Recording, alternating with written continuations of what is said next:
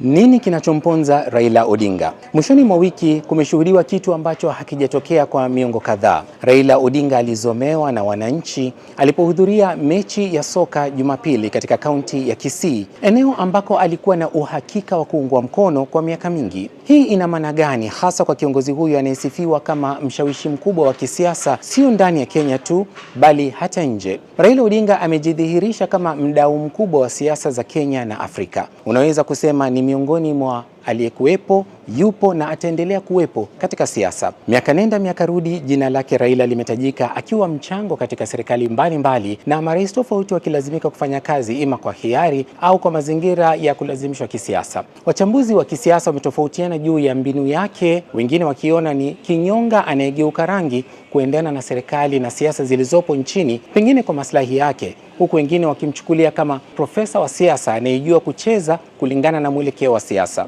Vyovyote vile amefurahia uungwaji mkono bila shaka, hasa kutoka maeneo ya magharibi mwa Kenya, pwani na hata mji mkuu Nairobi. Lakini taswira ya mwishoni mwa wiki mjini Kisii inaleta tashwishi kubwa kwa ushawishi wa gwiji huyu wa siasa, kwani watu wamechoka au tukio la kipekee? Ukifuatilia siasa utasikia neno maarufu handshake. Raila amepewa jina la baba wa mahandshake, kumaanisha kufanya maridhiano na marais wote waliokuwa madarakani isipokuwa tu rais wa kwanza wa Kenya Jomo Kenyatta, badala ya kuwa na msimamo thabiti kama kiongozi wa upinzani. Baadhi ya watu wanaona sio sahihi wa kiongozi wa upinzani kushirikiana kwa kila jambo na upande wa serikali, kiasi cha wanachama wake kujumuishwa katika baraza la mawaziri. Wanaomuunga mkono kisiasa wanatakiwa kuwa na msimamo upi? Kama unavyofahamu, handshake ya Raila na Ruto sio ya kwanza. Alisalimiana na Moi, akampa mkono Kibaki, wakaongozana sako kwa bako na Uhuru, na sasa wamefikia maridhiano na Ruto. Lakini handshake yake na Ruto inaonekana imemponza, kwani mashinani